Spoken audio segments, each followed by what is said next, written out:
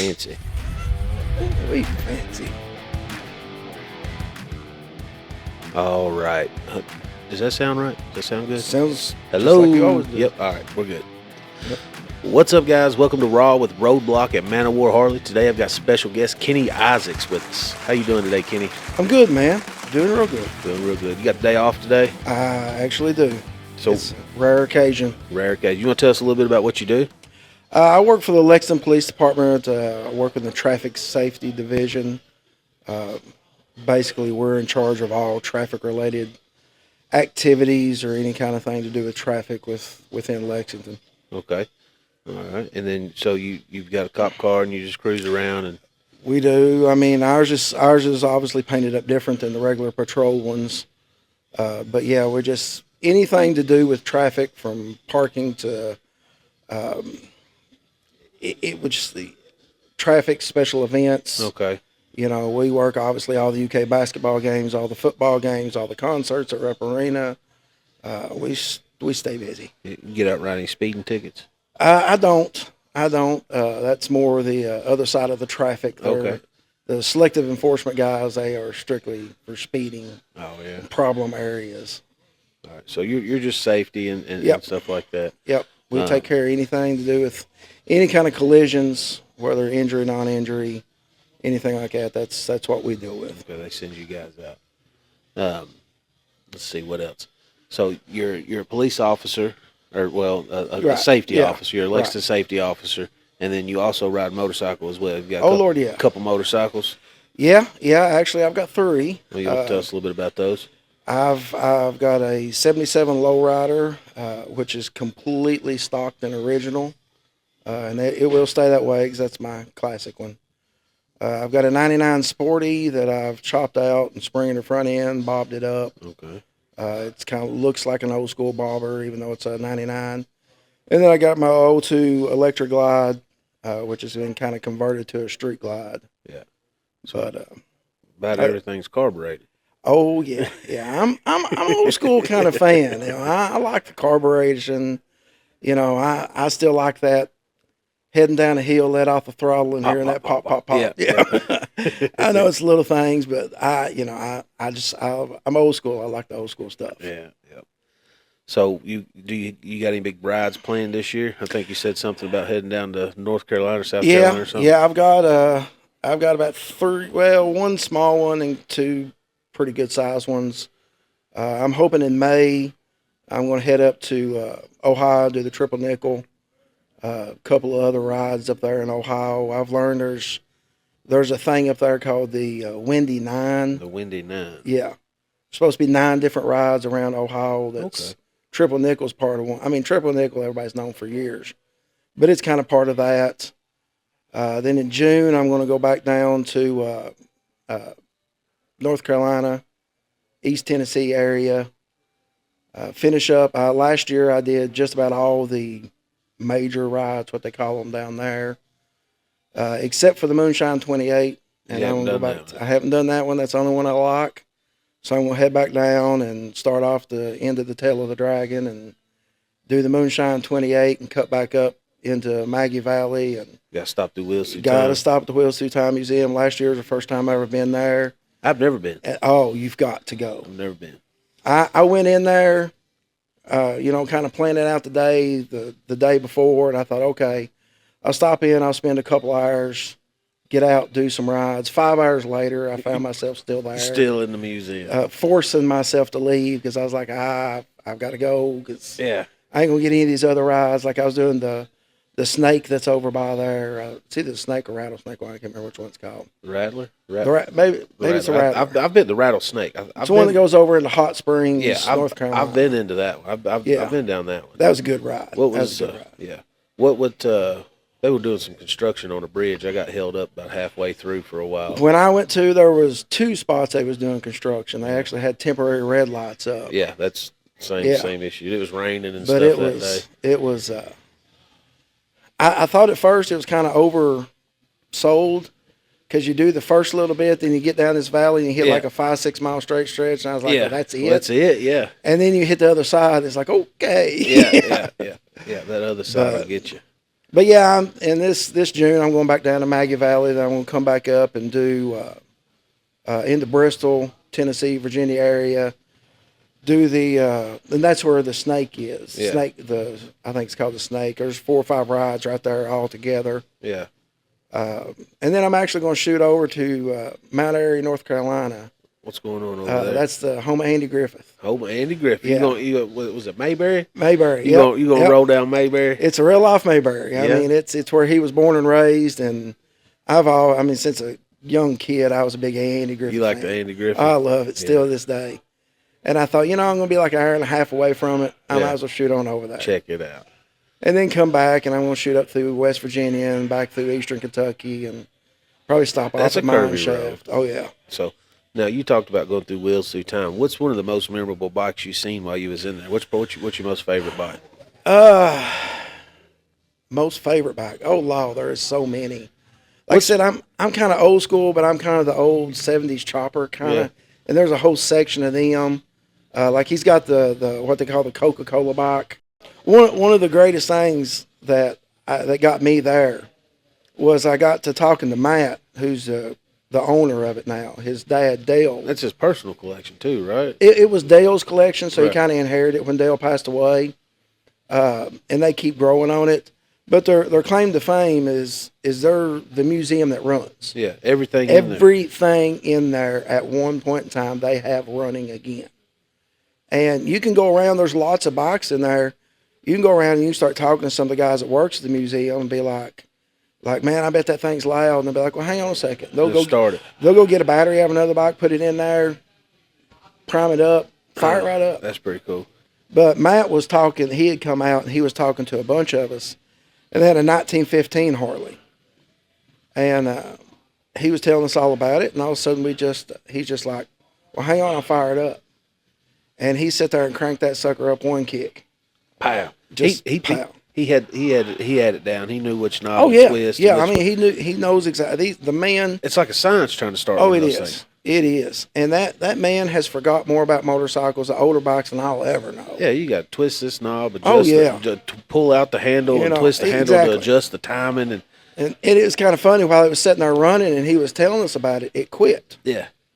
So it's warm now. He just fires back on it and he starts kicking it and he kicked it 3 or 4 times. And you can see in his face. What's going on? He's like, oh, Lord, what's going on? He's about ready to tear this engine apart there. And then it dawns on him, they only put a gallon of gas in it, and it's out of gas. So he went and got some gas, put another gallon in it, and one kick it fired right back up. What's ain't got no gas in it. But that museum, it's amazing. And there's one bike in there that I did not realize it was in there till I come back. And this one I'm going to definitely look for this time is Randolph Scott, who used to be forever the president of Man O War Harley. Okay. Hog Club. He's got an insurance agency here in town. He passed away, was killed in a car wreck, killed in a motorcycle wreck coming out of London. And super, super great guy. I mean, one of the greatest men I ever met. And his bike is there. His old panhead's there. That's pretty cool. Because after he passed, his wife and son donated it to him. So that's kind of one that I'm definitely going down there looking for this time. Yeah, that come from up this way. Exactly. Yeah. Randolph was, when I first got into bikes, he was there. Yeah. And he was just one of these guys that you never met him in a bad mood. Just great guy. But yeah, and then the only other ride I've got really planned for this summer is I'm going to finally mark off another bucket list thing and go up to the Harley Museum where I've never been. I'm dying to go there, man. That's my plan in July. Don't they have like a festival or a they have the homecoming festival, but I'm going the week after because I don't want to deal with the people. The people. I want to be able to go up and enjoy the museum and enjoy the time around there, and not have to deal with a couple 100,000 people. Yeah, I wouldn't. I wouldn't want to deal with 100,000 people on vacation. No, so I'm going up probably the week after. Plus, everything's a whole lot cheaper. Hotel rooms, all that stuff's a whole lot cheaper when you ain't got a major festival going on in town. So when you travel, when do you like to leave? You like to leave real early in the morning, or? I usually try to leave out like around 9 o'clock or so, because I'm not a big interstate guy, but usually wherever I'm going to start, I'll run the interstate to get there. Yeah. And then once I start, I won't see interstate again. Well, I'm somewhat like that most of the times. Yeah. But when I leave, I like to leave 3 o'clock in the morning. I'll hit the Yeah. interstate, get to where I'm going. That way, I'm where I want to be at by daylight, and I Right. could, I'll I'll usually leave out like around 9 o'clock in the morning, let the sun come up, get the Yeah. rush hour traffic out the road. Because I do a lot of traveling. I'll leave out on a Monday or Tuesday. and So you ride by yourself most of the time. here last year I did. I've always done trips like that in a group. Yeah, And last year when I had the trip planned out to go down to Maggie Valley, it's easy. I had I had three of my buddies, a couple of them from back home. Months ahead of time. Oh yeah, let's go. This is gonna be Yeah. awesome. Let's do this. And 2 months, 3 months, 2 months exactly. time, day to go. It's just you. And then the week before, the last one backed out, and I actually thought about just not going. And You I thought, gotta go, man. forget it. I've got it planned. I'm going to go. And I actually learned in that trip that I enjoyed it more By than yourself. I did with a group. Yeah, because you I don't s- have to worry about nobody else. If you I- want to stop and get an exactly. ice cream cone, you ain't got to ask Exactly. nobody. If I want to stop and look at something, I'll stop and look at something. Yeah. I stay where I want to stay. I eat where I want to eat. And the thing being on a Harley, anywhere you go, somebody gonna talk to you. Somebody. They'll say something. to you. Exactly. And when I travel, I do my best to stay away from the chain stuff. Yeah. If it's something I can eat here in Lexington, I will not eat it on the road. Yeah, no. And I look for the little mom and pop places, and you'll roll in there, and that's all they want to talk about is where you been, where you going, and you meet. I know the old saying with Honda I had years ago is you meet the nicest people on a Harley, or on a Honda. Yeah. But you actually meet the nicest people on a Harley. Yeah. So I went. There's this little mom and pop's place. I was headed down to Tennessee quite a bit last year. Sorry about that. Oh, no big deal. But yeah, I was headed down to Tennessee last year. Went down to the Dragon, and I left out of Yeah. London, went through Somerset, down 27, Uh-huh. and just outside of Oneida, Tennessee, there's this little restaurant called the Rock House Cafe. Boy, I went in there. It's a nice little spot. I think it's off 27. But I got like country ham, home fries, fried eggs, biscuits and gravy. Oh yeah. $9. Yeah. Yeah. And a drink. Yeah. Absolutely ridiculous. Some of the best eating ever you'll find out off the beaten path. Oh yeah. And that's when I go somewhere, when I hit the hotel, that's the first thing I'll ask the people. Where's the best place around here to eat? Yeah. And if they say some kind of chain place, then I know they don't know what they're talking about. But I'll find the little mom and pop places. That's how I enjoy travel. Yeah.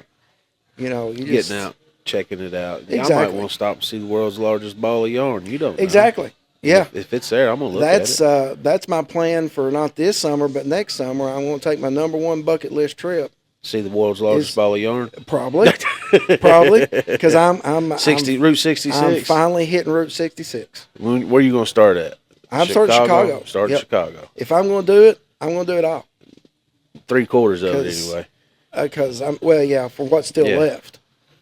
But for years, I'm probably 30 some years ago, I started making a list of rides that I wanted to do, Yeah. and rallies I wanted to go to, and all this stuff.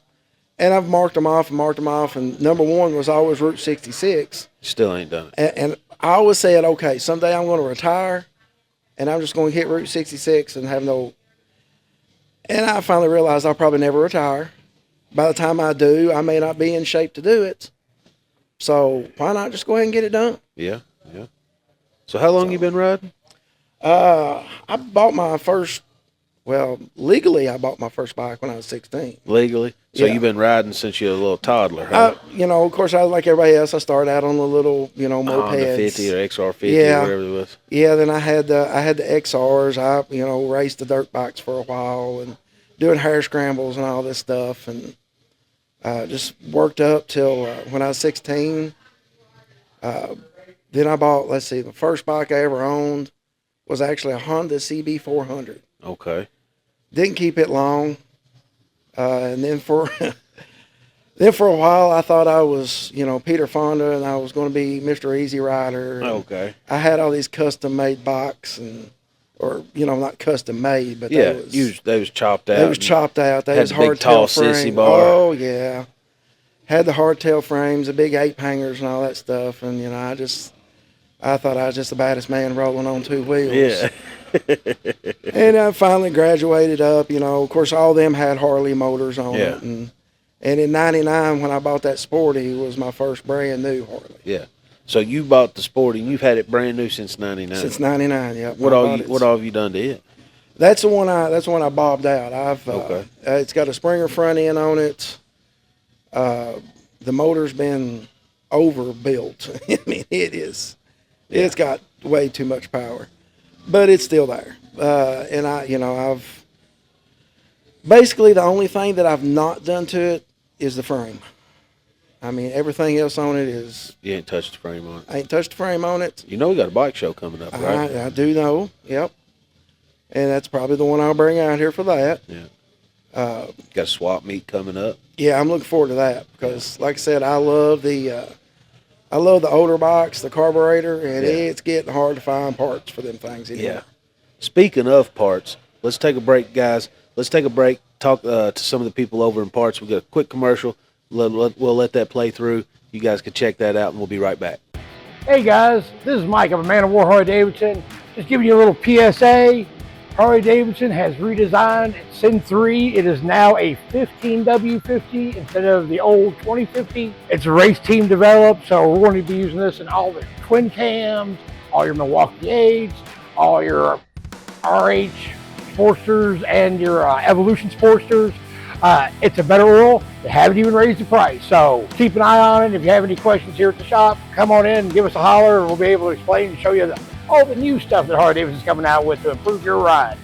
So let's see. We've talked about that.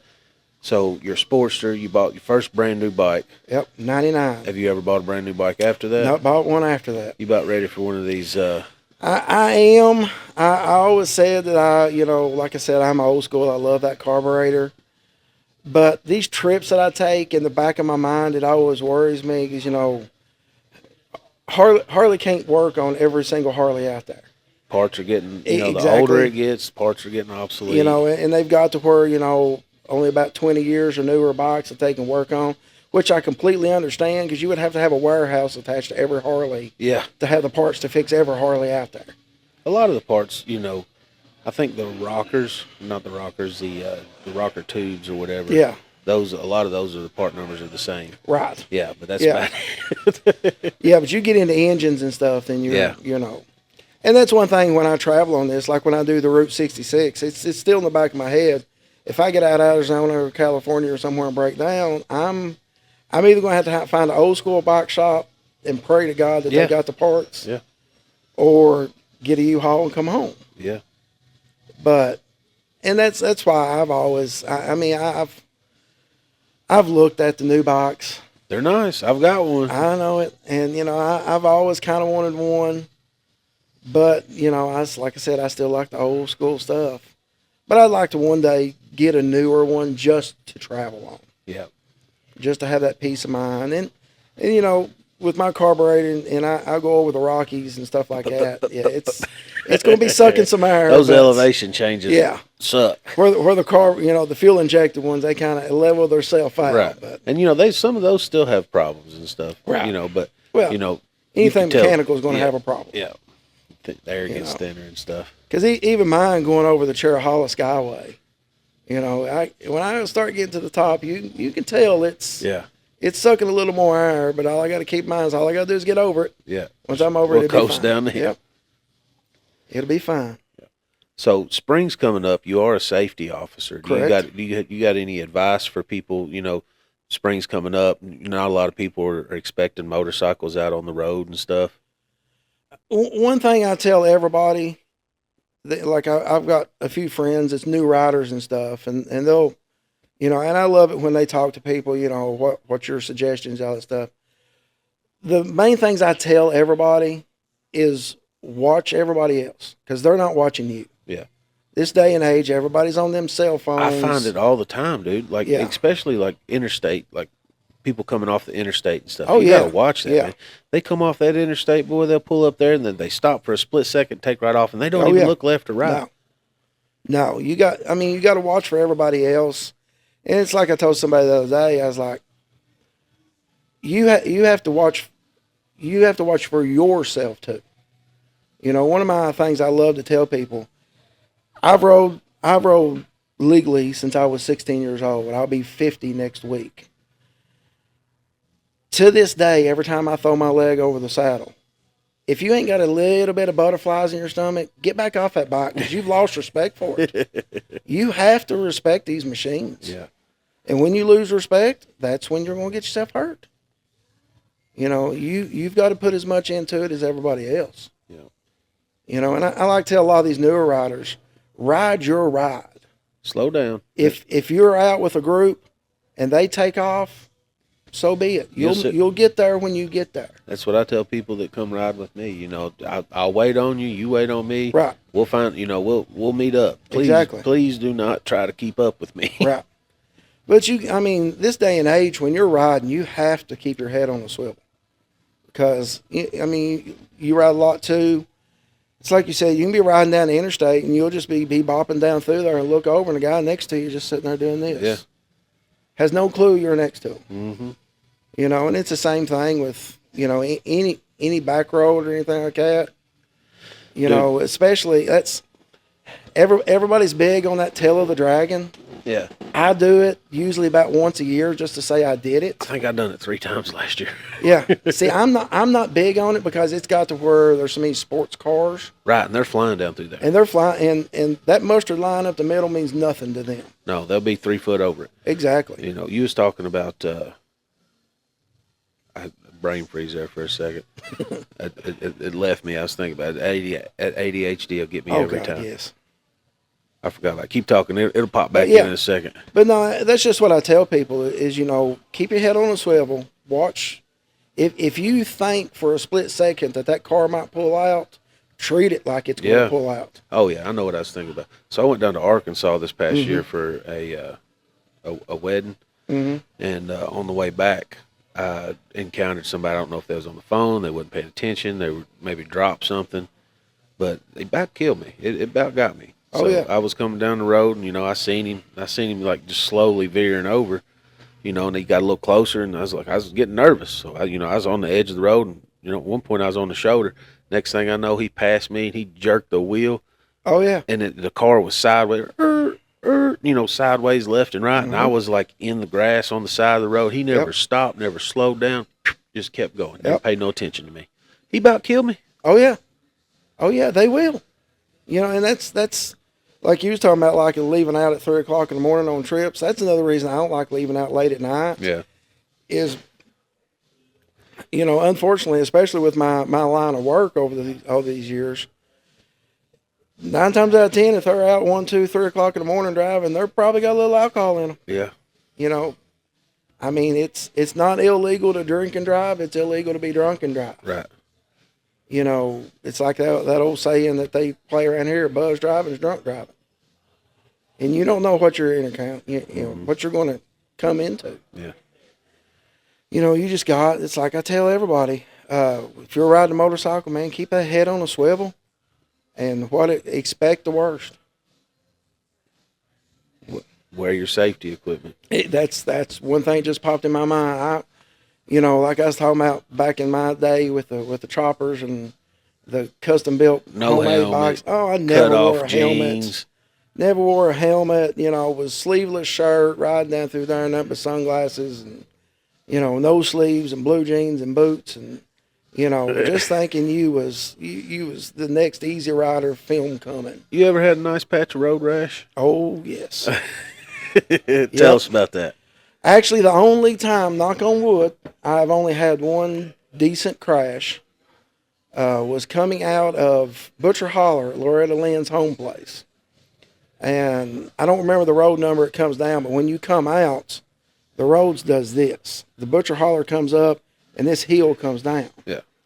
And you basically get to the end and stop and pray that nobody's coming and just gun it and go. Well, we had rolled into Loretta Lynn's home place at the little little country store they got there next to it. As soon as we rolled in, the skies opened up. It poured the rain. And so we waited the rain. We wiped the seats down, get the water off of them. Went up to Lori Lynn's home, took a tour of it, come back out. Of course, it's country, so leaves and stuff, everything out. So we pulled out, and as soon as you pull out, I didn't realize that as soon as you pull out, there's a 90-degree turn. And You probably pulled out like a hornet. we did, and my buddy pulled out, and he knew, he was from that area. He knew that the curve was there. I didn't.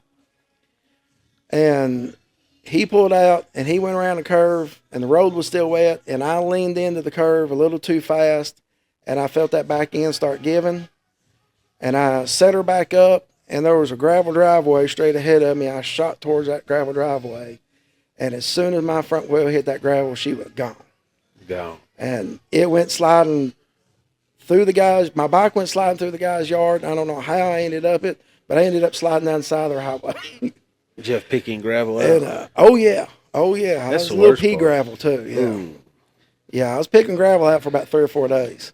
Luckily, it didn't hurt the bike too much. It's actually that Sporty that I was on, and it didn't hurt the bike too much. Got it fixed back up, and that's probably the worst I've had. Let's see. The worst I've had a couple accidents. Remember one time I come down Briar Hill Road, and some lady had she pulled out of one driveway on this side of the road, come across, and it was 50 yards down the road, she was turning into another driveway. For some reason, she'd stopped right in the middle of the of the road, and I come around that curve and I clipped the back end of the van. I remember flying over top of the van. And as I was flying over top of the van, I looked through the front windshield and I see the guy looking like this. He watched me fly over top. And that was probably the worst one I had. That was on a sport bike. And I had a nice little patch of, I low-sided one time. And my left calf, the whole side of my left leg was eat up from the top to the bottom. Yeah. With road rash, where I was wearing daggone ball shorts. And I just went to the store to pick up a cigar. My left leg's got scars all over it from dirt bike wreck. And I wrecked it numerous times. But luckily, like I said, knock on wood, that's the worst one I've had on a motorcycle, street bike. Kenny, I've had numerous close calls. I think we've had about 8 podcast episodes so far, and every single episode that barrel's been knocked off. I don't doubt it a bit. I mean, you got to think motorcycle riders. We got a lot of superstitions too. How many people out there got gremlin bells on their bike? Yeah, I don't have one. Yeah. Oh, you need to get one. I don't have one. I'll get you one. If you gonna get me one? I'll get you one. I was getting ready to say, if anybody was watching, you guys send me a gremlin bell because I ain't got one. I'll get you one. Yeah. Because you can't buy it yourself. No, don't you do can't you buy no it. good. It's bad luck. Bad luck. But I mean, that's that. It's a lot of tradition, but it's a lot of superstition too. I don't know. I've got little ones, like the gremlin bell, the whole, I have to get on it the same side every time. I have to do this. Yeah, I don't know. It's my OCD. Yeah. It's my OCD that kicks in a lot too. Well, I got a bad hip, so I get on the left side. Yeah. And then when I get off the right side. Right. So I just straight off. Well, if you notice, most people is getting, if you're sitting on the bike, you're getting on and off on the left. Yeah. And if you watch our motor unit with Lexington Police, they always get off on the right. Yeah. But there's a reason for that is, they've got a car pulling over on New Circle Road. They can't get off. You get off on the right, traffic. You're getting off into traffic. Yeah, on the so left. So they teach to get off on the left. Yeah. Yeah. But and there's some, it's kind of funny. I've got friends of mine that's in motor units here and in other states, and that I ride with some, and it's always funny. Every time we pull up somewhere, they steal. That's what's beat into them in their training. I want to do some of that training. Yeah. I've never done the motor unit school. One of my sergeants is Motor 1 here in Lexington. And I've had numerous people that went through the school said of all the training that police does, that is absolutely the hardest training. Those are bad men. They can ride the fire out of those bikes. Yes, they can. And I mean, you got to think, they spend 2 weeks in motor school, and it's all dropping it, picking it up, dropping it, picking it up. Going through the little figure eights and all this stuff. I've watched some of those videos, like the cones and stuff. Oh, I man. couldn't. I get lost. I would tell like, what do you mean go around, do a circle around this one, come back and figure 8 around? Draw me some lines on the road or something. Yeah. Draw me some arrows. Yeah, if I was going to do that, I'd have to be the last person of the day go and watch every single person. Well, I can from see a top. all where the tread marks is that people's gone before, so I have to follow the tread marks. But yeah, they are some bad riders. They're good at what they do. Yeah. But yeah, you was talking about, as far as a lot of the collisions we take with motorcycles involved, whether it's a Harley or a Honda or a crotch rocket or whatever, it's the same thing. I never seen them. I didn't see them. Yeah, I didn't. They come out of nowhere. Exactly. That's why you have to watch for them and expect them to do anything. Oh yeah, especially around the intersections and stuff. Oh yeah, they scare me to death. Oh yeah. Like I said, I'm not a big interstate rider. I mean, I'll ride the interstate. Sometimes it's nice, just kind of kick back and relax. I will burn the interstate and, up. It's like I said, it's not a bad thing. I've got friends of mine that's all they want to do is ride the interstate, and I'm cool with it. Well, like I said, if I'm going somewhere, I'll hit the interstate to get there. Exactly. And that's then, me. like if I'm going, like I said, go to Arkansas, I'm a straight beeline as fast as I can there. But when I get there, I'm gonna hit every back road. Every back road. Yeah. That's even when I it's kind of funny when I did one of my trips last year and come back and it kind of put me off at Natural Bridge. Which was easy for me to jump on Mountain Parkway and then hit 64 and 75 Did you come back 15 home. back? I took 15 and 60 all the way back. And it's not that much more time to take that road back. It's not, but it's the whole mental thing to me is if I tell people that I put 3,000 miles in on this trip, I want it to at least be 2,500 of it's back roads. Yeah. And like I said, don't get me wrong. When I do the Route 66, it's basically going to be all interstate because biggest majority of it's Interstate 40 now. Yeah. But it's different than most. I mean, you got, from what I've seen about it and talked to people that's already rode it, it's got so many, you don't have the exits to get off. You can get off about anywhere. Yeah. It's not limited access. Right. Yeah. Yeah. No. But it's a 4-lane highway. But it's the thought that when you get to California, you're like, I rode the mother road. Yeah, that's it. That's the road to California. That's the road to go. And then when I come back, I'm going to bring a different route back. I'll end up coming, like right now, I plan on going back up to Vegas and spend a couple of days. So stay out of Kansas. Stay in Kansas. Yeah. No, I'm going to, when I leave California and the Santa Monica Pier is where the end, I'm going to come back up. I'm going to spend a day or two in Vegas, and then I'm going to Colorado. Well, I'm actually going to go south. Because my favorite movie of all time is Tombstone. It's a good movie. And I'm going to go down to Tombstone, Arizona, and see where it was filmed. And the original OK Corral and, all that stuff. And then from there, I was going to leave out and come back through Dallas and that way. And just so happened, the route takes me right through Roswell, New Mexico. Oh, yeah. You going to go? So I might as well stop and see the aliens. Yeah, see the aliens. I got to see the aliens. Yeah. And I'm going to stop and do that and then come back through Dallas and back up through Memphis and Nashville and back in that way. That sounds like a pretty good trip. It's going to be about 6,000 miles. You got to stop. That's a lot of miles. It is. You got to stop by and see the pyramid if you come through Memphis. Oh, yeah. The Bass Pro Shops. Oh, yeah. I've never been. I've been by it a couple times. I've been to the, let's see, there's another pyramid somewhere else. No, I'm thinking of Myrtle Beach when we went out there to bike rally. The Hard Rock Cafe in Myrtle Beach is That's a big pyramid too, right? Yeah, yep. It's a big pyramid. There's one in the Lux. That may be the one in Las Vegas. I think that's the one in Vegas. Yeah, yeah, yeah. I think I've seen it, but I've never been in it. Yeah. But yeah, it's going to be about 6,000 miles probably. The way I'm kind of figuring it out. You doing that next year? Next summer, I'm going to take about 3 weeks off from work.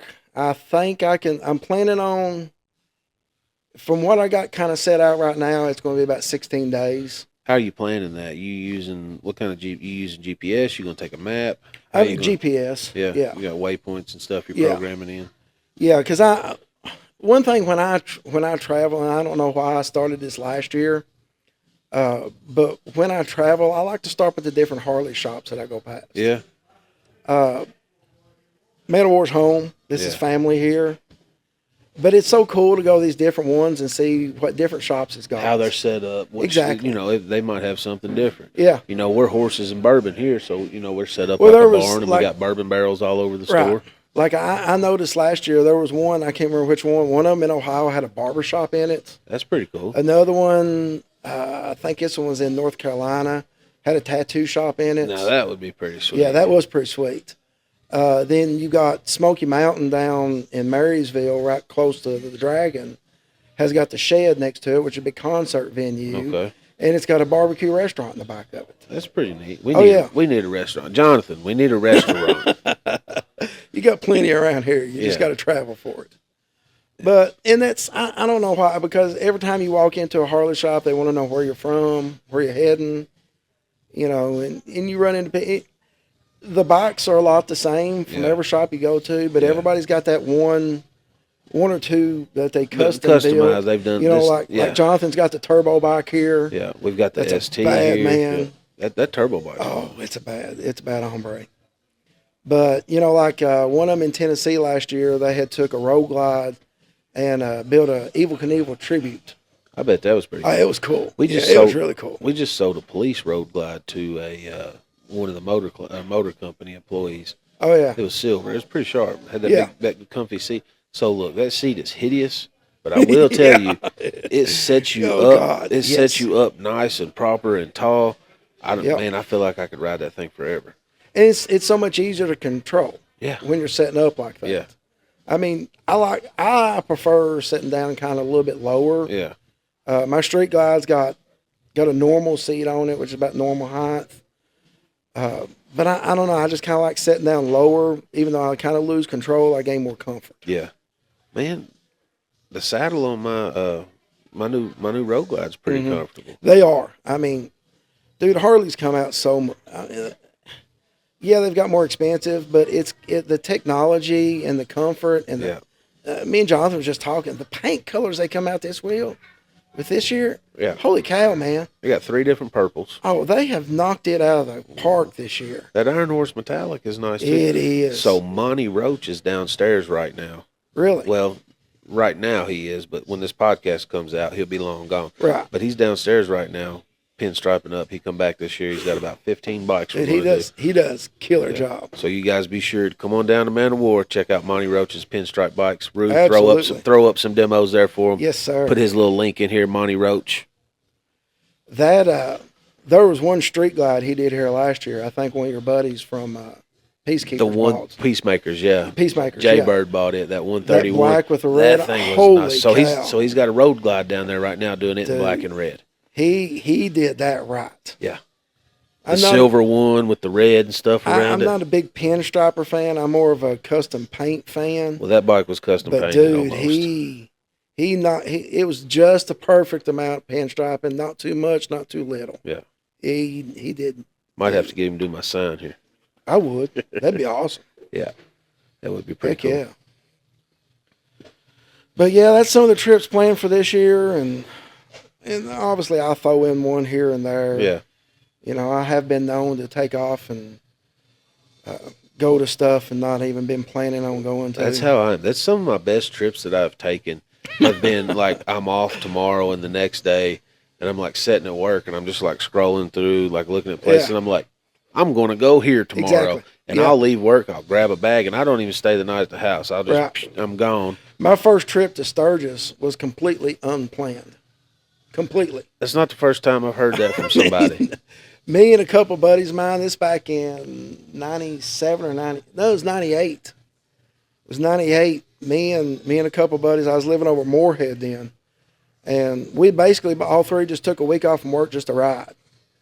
And the first day we hit 60 out of Moorhead, going west. Pulled in this little gas station, get some gas, get something to drink. How old was you at this time? Oh, let's see, be 98, so I'd been... 98. I was like 9 years old. Yeah. Thanks. Like I said, I'll be 50 next week. I can't do math. Let's see, 18. 20s? I've been about 25 or so. Okay. So we stopped to get gas, and these two guys come riding in on street glides or electric glides back then. And they come rolling in and loaded down. So we just got talking to them. He's like, where y'all heading? It's like, oh, we're heading out to Sturgis. It's Sturgis Bike Week. So we all, okay, we'll be careful, all this stuff. We get back on our bikes. We keep on 60. And I guess all three of us just thinking about it. And the next time we stopped. Y'all looked at each other. Well, we stopped again up the road somewhere. And one of them, Barstool or one of them, just made the comment, said, man, I'd love to be them guys going to Sturgis. And one of the other guys said, we got nothing to do. Nothing's keeping us here. Let's go. Oh, okay. Okay. So we went Went to Sturgis. Literally, left out to go riding that day with nothing but what we were. Yeah.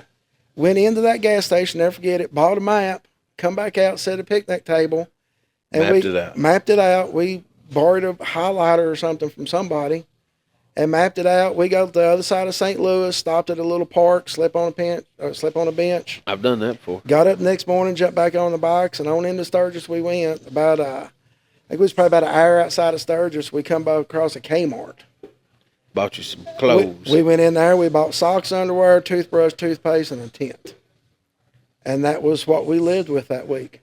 And you probably had the best time ever. Well, we ended up on we planned. Okay, we all had a week off, so 7 days plus a couple of days off. We had 9 days off. Yep. We was on day one.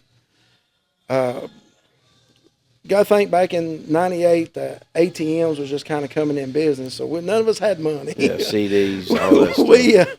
We stayed 3 days in Sturgis and realized we all barely had enough money to get gas, get back home.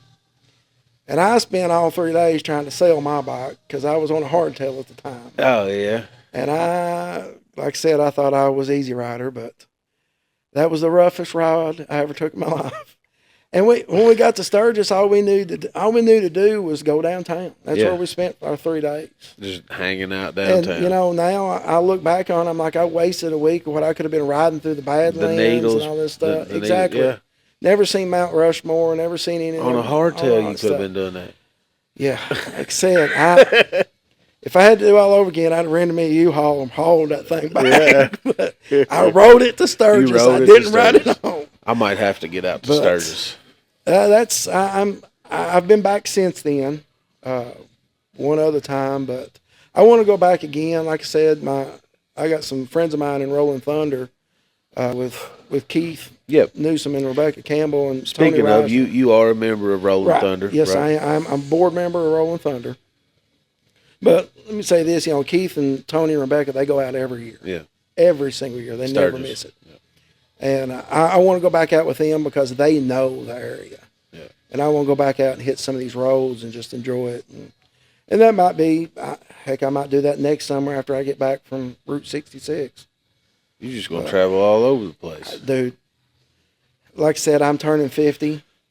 I know I've got better years of riding behind me than I do ahead of me, so I might as well get it in when I'm in now. You got to ride, man. But yeah, I am in Rolling Thunder. Tell us a little bit about Rolling Thunder and what they're about. Rolling Thunder is not a motorcycle club. Okay. First and foremost, everybody thinks we are. We're not. Our chapter, Rolling Thunder Kentucky Chapter 5, has a little over 100 members, and I would say probably 30 or 40 of us out of all the 100 even owns a motorcycle. Okay. But what Rolling Thunder is we're here to educate the public on the POW, the prisoner of war and missing in action from all wars, to educate the public and hold the government accountable so it never happens again. We've got hundreds from World War II that's still missing from Kentucky alone. Vietnam, we've got 14 that's still missing. Speaking of Vietnam and Kentucky, you guys are putting on. You guys got the Kentucky Vietnam Traveling Wall coming, right? Do you remember what the dates was? April 4th and 5th. April 4th and 5th, the Kentucky Vietnam Traveling Wall will be here at Man O War, right? Yep, right here at the Man O War. 24 hours to be able to view it. Yep. We kind of prefer you come during store hours. Yeah. But we will be here. One thing with bringing the wall in is it has to have protection 24 hours a day or the entire time it's set up. Yeah. Just so somebody don't come and vandalize it. Because in all honesty, if somebody did vandalize that wall, I know the people that loves that wall, they'd never make it to trial, Yeah. you know. But there is no reason, to not come see it. Yeah. Now, this wall is not the wall that's in Washington. Right. It's just This has the name of all that was killed or is missing in action from the Vietnam War from Kentucky. from Kentucky. So this is specific Kentucky only. And that'll be up front here. Yeah. It'll be, We're planning. As far as I know, right now they're planning on doing it right out front here, to the. If you're looking at the entrance, it'd probably be to the left of the entrance. As far as I know, that can change, weather permitting. You guys doing any kind of opening ceremony or anything like that? I don't know that we are. We may do it. If we do it, it'll probably be on like a Friday night. Okay. Now we are going to escort it in. Okay. Where's that coming from? That's not been set yet. It'll be it comes out of Harrodsburg, but I don't Okay. know how far we're going to escort it. Okay. If they go to our Facebook page, which is just Rolling Thunder KY5, Yeah. we'll put stuff on there. We'll have it on our website, which you can Google Rolling Thunder KY5 and it'll pop up. I think it's rollingthunderky5.org. Might have to find an overpass or something and set Yeah. up.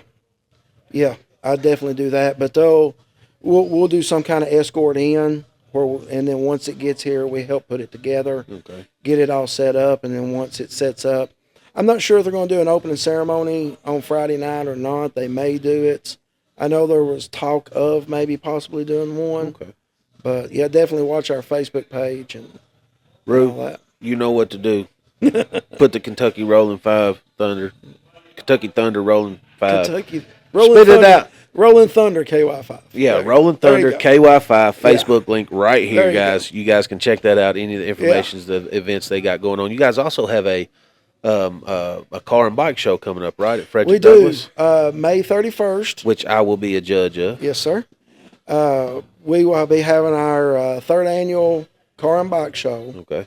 Now, one thing, and I will add to Rolling Thunder, on top of, remembering the POW MIAs and educating the public on it, we also help veterans in need. Okay. We get a lot of requests of veterans that needs help with different things. And that's what we raise our money for, not only for the education part of it, but if a veteran's in need, and this is one of our big fundraisers, Okay. is our car and bike show. Be over in Frederick Douglass parking lot on May 31st. Starts about 10 o'clock that morning. We got the Iceman out of Winchester, the DJ to the cars, is going to be DJing for us. Come out, enjoy the view of them, see the cars, the trucks, the bikes. I think it's $25 if you want to enter one. Okay.